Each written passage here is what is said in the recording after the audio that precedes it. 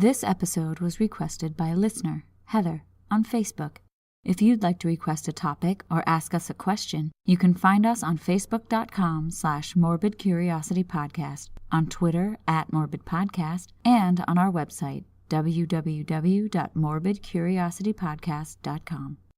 The Morbid Curiosity Podcast continues to be sponsored by Audible.com. If you're busy like me, but you still want to read up on all sorts of morbid history or keep up with the latest science fiction and fantasy writers, Audible is the way to go. There are over 180,000 titles to choose from, and you can listen to these audiobooks on your iPhone, Android, Kindle, or other MP3 players while you work, cook, on your commute, or at the gym. In fact, MCP listeners can get a free audiobook download and a 30-day trial by going to www.audibletrial.com/MCP. If you sign up for the free trial, you get a free audiobook that is yours to keep, whether or not you keep the service, and the MCP gets the funding it needs to keep bringing morbid history to your ears. I have some recommendations of books you can find on Audible.com on the subject of today's episode, but I'll get to those later. For now, on with the episode.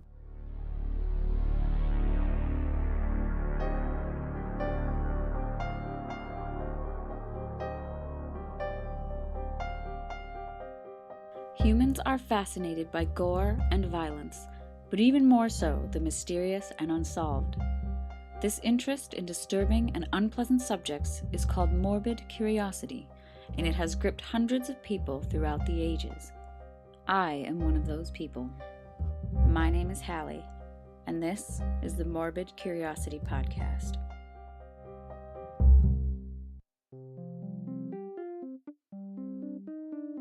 Forensic science has the reputation of being a modern art, but in reality, the application of scientific principles and techniques to collect, examine, and analyze physical evidence for the purpose of criminal justice goes back thousands of years.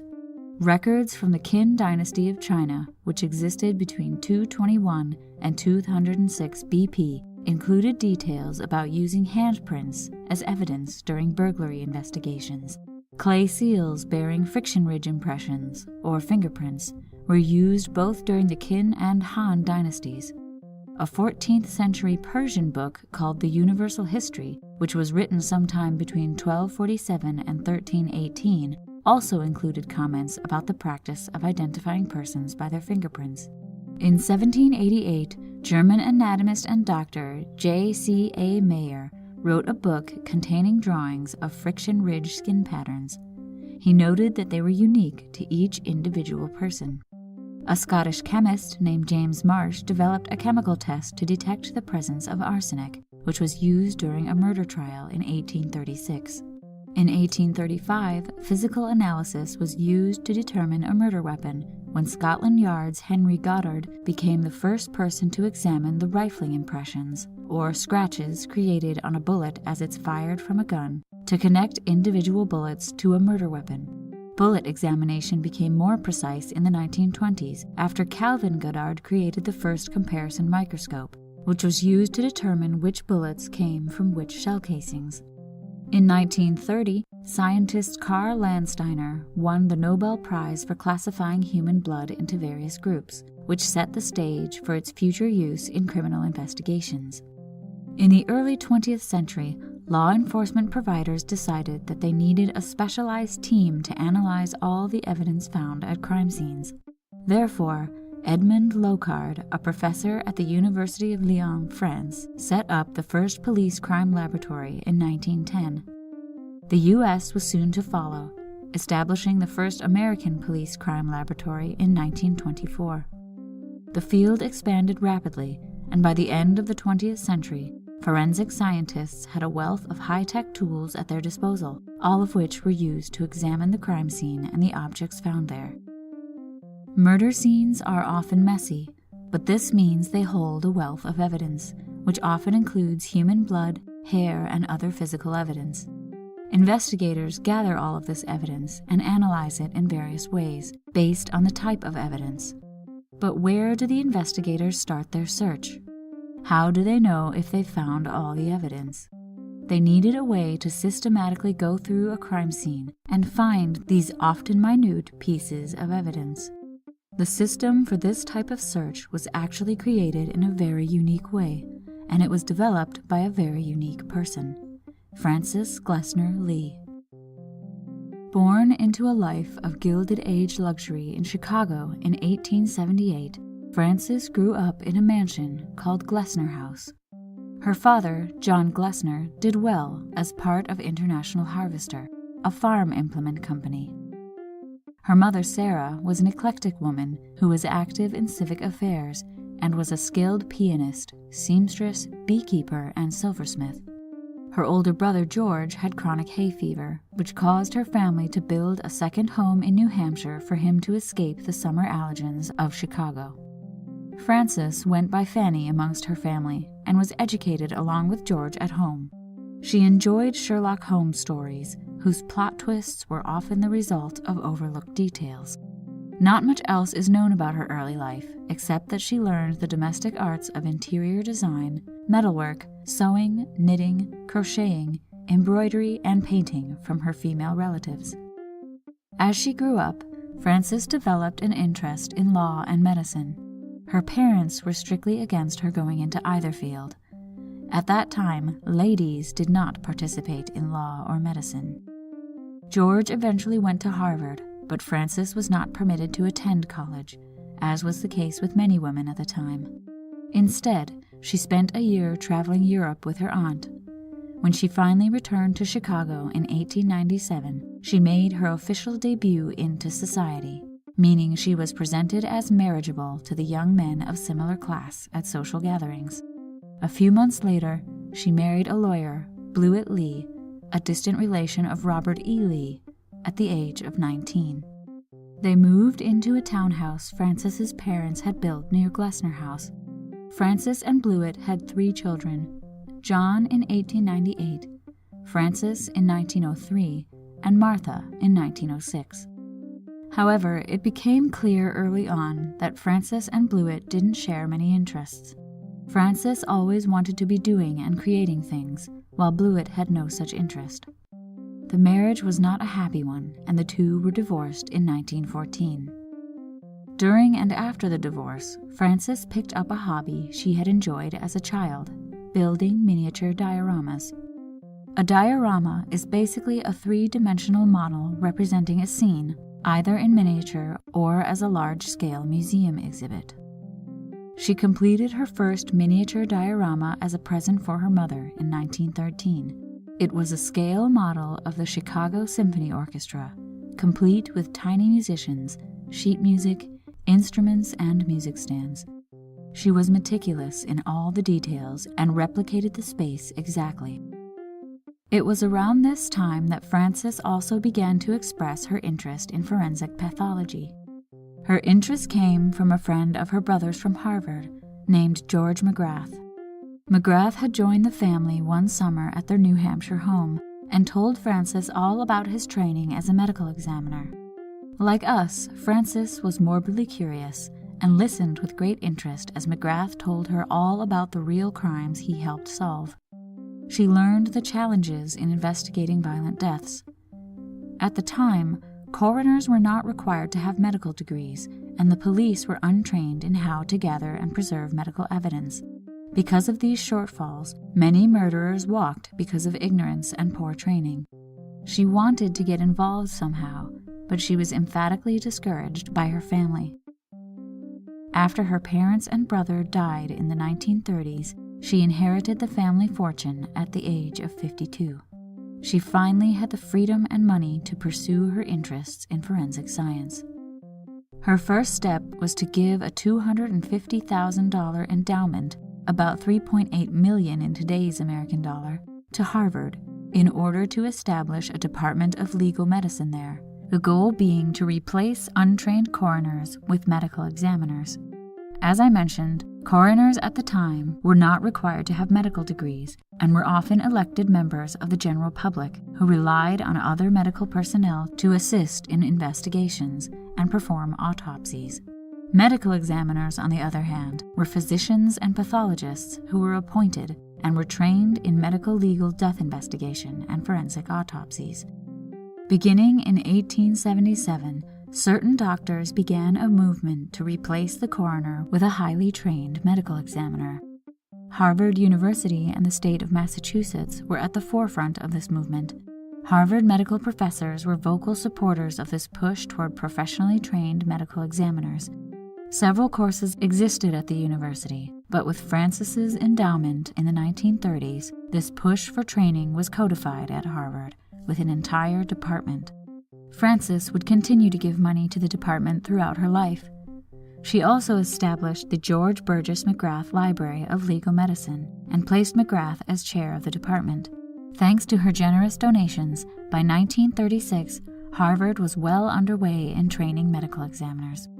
However, violent deaths were still going unsolved because law enforcement didn't know how to handle or even identify pertinent medical evidence. Frances believed that if investigators could speak with each other about effective methods, this could be improved. So with the help of Harvard University, she created the Harvard Seminars in Homicide Investigation in 1945, which were later renamed the Harvard Associates in Police Science, or HAPS seminars.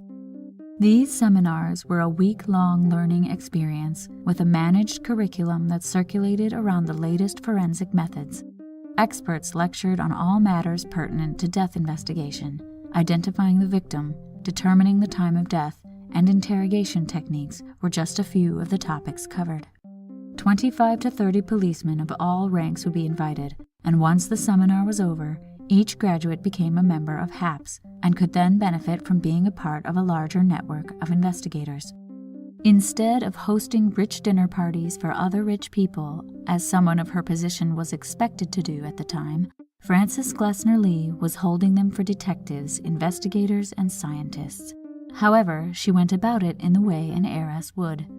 No expense was spared on her guests. From lavish food to the $8,000 china they ate it off of, to hosting the seminar at the Ritz Hotel. Even with the seminars, Frances was concerned with the fact that hands-on training for these police officers was almost impossible. There was a limited time to access crime scenes for training, and even if there was time, the risk of contaminating the scene grew with every person that accessed it. If the officers in training had unlimited access and time, they could develop and practice the skills they needed to more efficiently and effectively analyze a crime scene. This gave Frances an idea. Using her miniature diorama building skills, Lee created a unique teaching tool she dubbed the Nutshell Studies of Unexplained Death. These 1-inch to 1 square foot scale models were intricately constructed representations of actual crime scenes. Frances often blended the details of several true stories, which she researched using newspaper reports and interviews with policemen and morgue workers. Each scene was set inside a room, complete with working doors, windows, and lights. She paid extraordinary attention to detail in creating the models. The rooms were filled with working miniature mousetraps and rocking chairs, food in the kitchens, and most importantly, the corpses accurately represented discoloration or bloating that would be present at the crime scene.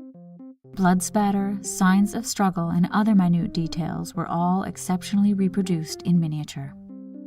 In fact, for her first nutshell, entitled The Case of the Hanging Farmer, which she made in 1943, she used strips of weathered wood and old planks that had been removed from a 100-year-old barn to recreate the weathering required to keep the scene true to its original form. All of this she did by hand herself, with some help from a carpenter she trusted. Each model cost about $3,000 to $4,500 to create. Frances also decorated the scenes herself. She chose to make seedy rooms and boarding houses, far from the surroundings of her own childhood. She also shined a light on the dark side of domesticity. Only 18 nutshells survive today, and of these 18, 11 depict female victims, all of whom died violently. One opinion of this choice in victims is that because the nutshells depict the everyday isolation of women in the home and expose the violence that can occur there, they could be viewed as a precursor to the women's movement. On the other hand, the nutshells could also be seen as an interesting view of a rich woman's attitudes about gender stereotypes and American culture at the time in which she was building the dioramas. This view is supported by the fact that all the victims are Caucasian, the majority were depicted as living in depravity, and alcohol and/or drugs are prominent in many of the scenes. Regardless of whether or not Frances projected any such personal views through the scenes, the nutshells became a critical component to the Harvard Associates in Police Science seminars. The idea was that, as the models were based on challenging cases, they could be used to test the abilities of students in collecting all relevant evidence. Material evidence at any given crime scene is overwhelming, but only with the proper knowledge and techniques could investigators be trained to identify and collect the evidence in a systematic fashion. She hoped her nutshell studies would help steer the students away from hunches and toward evidence-based theory. The point was not to solve the crime in the model, but to observe and notice important details and potential evidence. During the HAPS seminars, students were given 90 minutes to study the scene and then report their findings to the larger group. The 18 dioramas are still used for training purposes by the Harvard Associates in Police Science. For her extraordinary detailed work, Lee was made an honorary captain of the New Hampshire State Police in 1943, the first woman to ever hold such a position. Despite all of her contributions to forensic science, Frances often referred to herself as a hobbyist. It would be easy to pigeonhole her as the stereotypical rich eccentric, but the men she taught believed she was one of the world's most astute criminologists. A quote from Frances herself gives insight into why she contributed so much to the field of criminal investigation. "I didn't do a lick of work to deserve what I have. Therefore, I feel I have been left an obligation to do something that will benefit everybody." Frances Glessner Lee died in 1962. Without her yearly donations, the Harvard Department of Legal Medicine closed in 1967, but its ideals lived on. The nutshell studies were moved to Baltimore, where they are still on permanent loan. In 1992, they underwent a $50,000 restoration and are still used twice yearly at the HAPS seminars to train investigators from around the country. They are not, however, accessible to the public, but you can find many images of them on the internet. One of the best places I found to view them was a website made by Dr. Aaron Bush dedicated to the nutshell studies, deathindiorama.com. It's hard to imagine that law enforcement had to fight to use scientific methods and pathology. Today, anyone can become an amateur sleuth just by watching television or reading any one of a plethora of mystery novels. The television show CSI, Crime Scene Investigation, has been called one of the most internationally popular television shows and has spun off countless other similar shows. Because of its popularity, millions of people know a little bit about forensics and its uses. This has both good and bad side effects. The so-called CSI effect has affected the public and in turn actual legal trials. As the television program and its spin-offs exaggerate the capabilities of forensic science, the prosecution is often burdened by high expectations, and the defense hold an exaggerated amount of faith in the capabilities and reliability of forensics. CSI has always bothered me in a few specific ways. DNA tests are never done that quickly. There's always a backlog and weeks to months of waiting for results. The same is true of any chemical analysis, and no team of forensic investigators would ever get so heavily involved in a single case. It's just not appropriate. CSI did, however, direct the public's attention, be it only referentially, back to the nutshell studies. The miniature killer from the original CSI show was inspired by Frances's dioramas. Though the killer made them to predict a murder, the reference still brought the nutshell studies back into popular culture. Frances was also supposedly the inspiration for Jessica Fletcher, the main character of Murder, She Wrote, an 80s-90s crime drama starring Angela Lansbury. There were also several documentaries made about her, one being Of Dolls and Murder, with a narration by John Waters. You can find out more about that at their website, ofdollsandmurder.com. In books, author Earl Stanley Gardner best known for the Perry Mason series of detective stories, dedicated several of his novels to Frances Glessner Lee. He even discussed her and her inspiration in the preface of one of them, The Case of the Glamorous Ghost. You can actually find this and many more of his novels on audible.com. As I mentioned at the beginning of the podcast, just for MCP listeners, audible.com is offering a free audiobook download and a 30-day trial. You can download any audiobook from their massive collection to keep for free, whether or not you keep the service, by going to www.audibletrial.com/MCP. You're going to want to keep it though, because there are so many awesome audiobooks on there. I recommend Forensic History, Crimes, Frauds, and Scandals, which is a great courses lecture, as well as Forensics, What Bugs, Burns, Prints, DNA, and More Tell Us About Crime, by Val McDermott. If you want something a little more fun, The Poisoner's Handbook, Murder and the Birth of Forensic Medicine in Jazz Age New York, by Deborah Bloom, is a great one. Once again, that's www.audibletrial.com/MCP to get your free 30-day trial and free audiobook. Getting a free trial also supports the MCP, so I highly recommend it. Frances Glessner Lee was unique among millionaires. Because of her interest, she was able to build a network of forensic professionals and fund a movement toward research and observation in criminal investigation that became a standard in the United States.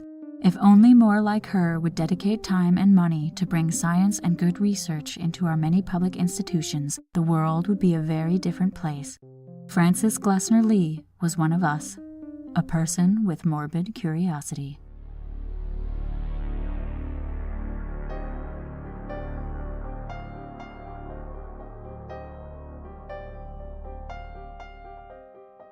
The Morbid Curiosity podcast was produced by H. Lloyd. If you'd like to get in touch or suggest a morbid topic for me to talk about, you can tweet the show at Morbid Podcast or find us on Facebook and Instagram at Morbid Curiosity Podcast. If you like the show, please share us on social media and give us a rating on iTunes. Your shares and ratings help us grow. A big thank you to Krista M. and several others for sharing our show on Twitter, and to Elle, Savannah, Bailey, and many others for tweeting about us. Another big thank you to Cooper Sheldon for his posts on our Facebook page, which caught the attention of TU Arts, the creators of the Unit 731 video game. Thanks to you and many other listeners, our creepy community is growing. Speaking of our creepy community, the MCP is part of the Belfry Podcast Network. Check out the other shows on the Belfry Network at www.thebelfry.rip. If you'd like to support the MCP, you can go to our website, www.morbidcuriositypodcast.com. There you'll find a donation button, links to all our social media, and other ways to contact us. Your donations help us keep the podcast going. We really appreciate your support. My name is Hallie, and until next time, thanks for listening.